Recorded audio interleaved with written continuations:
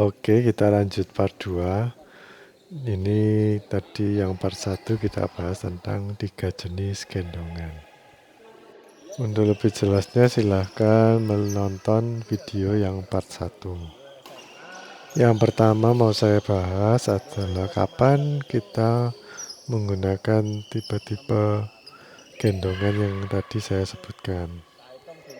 Langsung aja kita urutkan. Yang pertama yaitu tipe yang agresif, yang hampir 95% itu dia yang mengambil. Jadi yang pelajaran itu nggak diberi kesempatan sama sekali untuk mengambil bola. Kapan menggunakan tipe yang ini? Satu, jika ada yang dipertaruhkan, entah itu kebanggaan atau mempertaruhkan hukuman push up atau sit up. Jadi otomatis semangatnya untuk menang itu besar. Tapi berhubung dikasih partner yang pelajaran, makanya yang menggendong ini harus super agresif. Yang jenis kedua yaitu yang mengajar, yaitu berpartner dengan tujuan untuk mengajar rekan kita supaya bisa bermain lebih bagus. Kapan kita menggunakan jenis yang ini? Yaitu ketika partner kita punya keinginan untuk belajar. Kalau mereka main cuma karena terpaksa disuruh orang tuanya, atau mungkin nggak terlalu suka badminton, nggak ingin belajar, ya kalau kita ajarin mereka mungkin setengah hati ya menerimanya. Selain itu tentu saja ya seperti Coach Jimmy dan Willy, yaitu hubungan antara coach dan muridnya. Tentunya pakai jenis gendongan yang seperti ini, yang mengajar. Yang ketiga adalah jenis gendongan. Ya gendongannya normal ya. Kapan kita pakai jenis yang seperti ini? Jika partner kita sudah lumayan bisa bermain badminton, cuma mungkin pukulan-pukulannya kurang akurat atau sering nyantol, itu kita bisa bantu dengan pakai jenis gendongan yang seperti itu. Seperti yang saya bilang di deskripsi video sebelumnya, yaitu induk elang itu biasanya menjatuhkan anaknya sebelum anaknya itu belajar cara terbang. Memang terkesan kejam, tapi memang itu berguna buat mereka.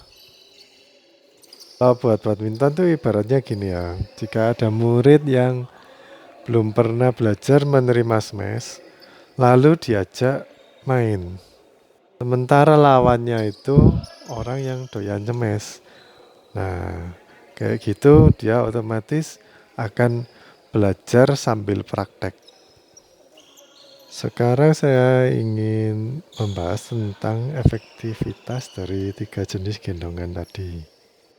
Yang tipe agresif itu sebenarnya efektif atau tidak? Menurut saya sih tidak. Karena dalam bermain double itu yang penting bukan cuma skill, tapi kerjasama dari partner kita. Saya ingin bercerita sedikit. Jadi dulu pernah ada orang kembar. Mainnya itu ya relatif skillnya sama, karena kembar jadi mereka main terus kan. Lalu yang satu berpartneran sama saya, yang satu partner sama teman saya. Yang partneran sama saya, anggap aja adiknya ya, itu dia banyak mengambil bola-bola agresif pokoknya. Bola-bola yang seharusnya saya ambil sama dia ambil. Nggak tahu mungkin ya memang kita nggak terlalu kenal ya, jadi mungkin saya dianggap nggak terlalu bisa gitu. Jadi sama dia diambil terus. Sementara yang di pihak lawan yaitu kakaknya, dia main dengan santai dan teman saya juga mengambil bola. Akhirnya mereka yang menang dan saya nggak menang. Intinya jangan melakukan jenis gendongan yang agresif jika partner kamu itu masih bisa nampel atau sedikit-sedikit bisa main lah. Jangan agresif pokoknya. Karena yang penting dalam permainan double itu kerjasama dan komunikasi. Yang kedua, efektivitas tipe yang mengajar. Efektif nggak tipe yang ini? Menurut saya efektif. Asalkan partner kita itu memang niatnya ingin belajar ya. Kalau niatnya itu nggak ingin belajar, kita beritahu ini salah, itu harusnya begini, mereka akan marah. Pikirnya ini siapa kok kasih tahu aku gitu.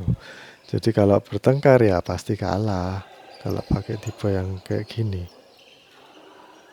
Kalau pada mode pelajaran tuh ya sebaiknya kita nggak perlu punya keinginan untuk menang, tapi punya keinginan untuk lain kali kita bisa menang. Sekarang kita belajar bersama-sama.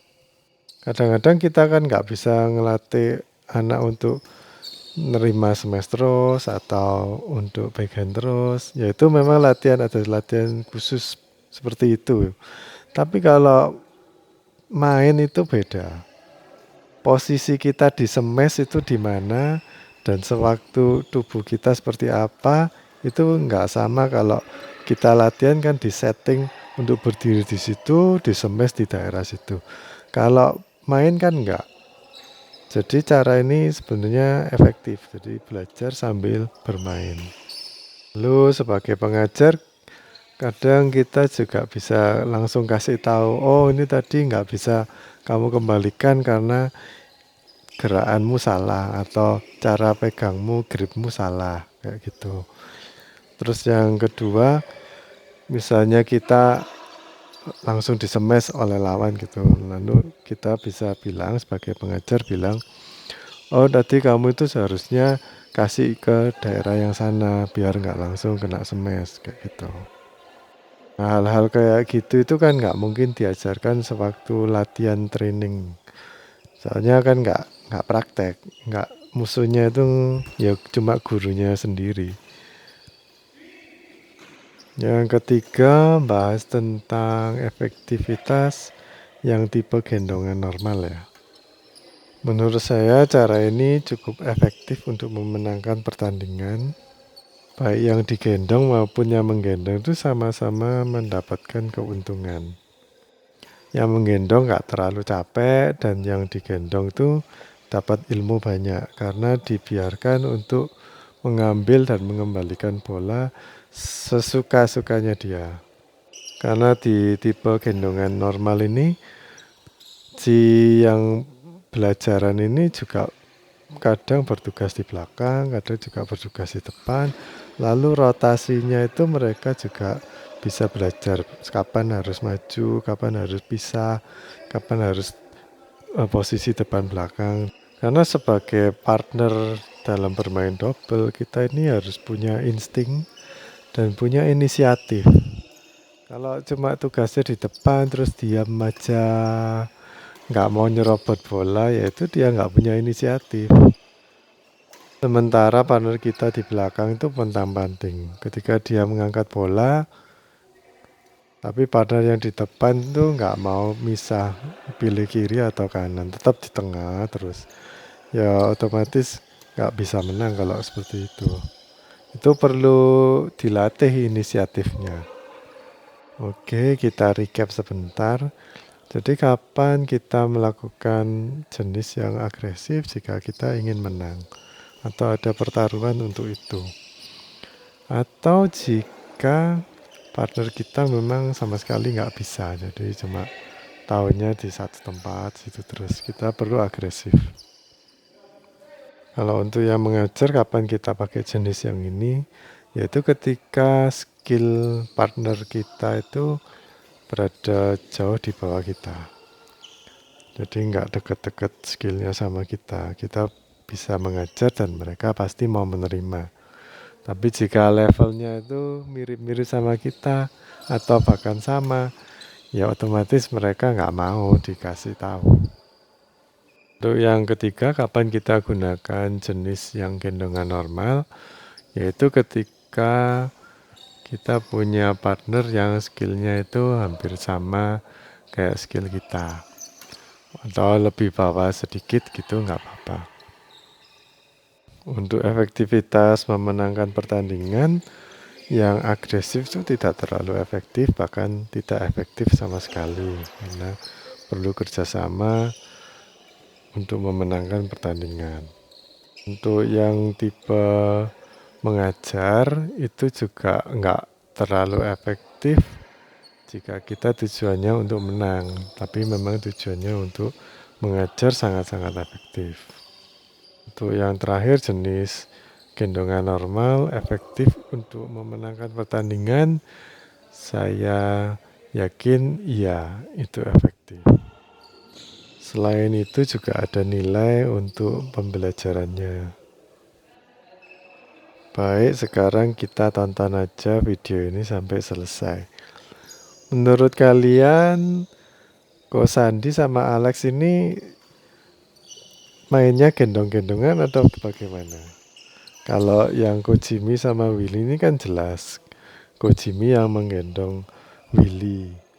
Kalau Ko Sandi ini apa digendong oleh Alex atau Alex yang digendong oleh Ko Sandi? Kalau menurut saya Ko Sandi dan Alex ini partneran biasa ya, jadi nggak ada yang main gendong-gendongan. Mereka sama-sama berusaha untuk mendapatkan poin. Jadi berusahanya itu sama-sama keras. Saya mau sharing sedikit ya. Jadi kadang-kadang dalam satu grup badminton tuh pasti kan ada yang belajaran atau menengah atau yang skillnya tinggi. Nah, aku kurang suka kalau yang skillnya tinggi itu pasangan sama yang skillnya belajaran, terus musuhnya itu menyerang yang belajaran terus. Biasanya itu terjadi kalau di poin-poin kritis ya. Sudah mau kalah, terus diserang itu yang belajaran. Ya kayak kurang fair gitu aja. Nah, kalau lawannya itu menang dengan cara seperti itu, bangga ya terserah. Karena kita sebenarnya main tuh untuk dapat keringat, untuk dapat fun, dapat kesenangan. Kalau menang juga nggak dapat piala atau uang. Kan di sini kita coba sama-sama bayar iuran juga. Kalau nggak salah set pertama tadi kan Ko Jimmy sama Willy yang lebih unggul poinnya. Seperti yang aku pernah bilang, yang menggendong itu harus staminanya prima. Kalau sudah set kedua gini, sudah capek, biasanya kalah. Kalau sudah gitu, yang belajaran itu harusnya yang lebih banyak ambil inisiatif. Lalu kalau poin-poin kritis yang poin-poin akhir ya, usahakan jangan angkat bola sering-sering karena nanti akan diserang terus. Lebih baik main tipis-tipis dan lebih banyak pakai trick shot. Ya pokoknya keluarin lah jurus yang nggak umum gitu. Ya biasanya itu bola di net di lob, kita kasih net silang kayak gitu. Lebih banyak resiko-resiko dikit gitu nggak apa-apa. Nanti kan lawannya kaget, waduh sudah terakhir-terakhir kok musuhnya jadi kayak gini. Tambah hebat. Terus dia kalah mental dan bisa kalah.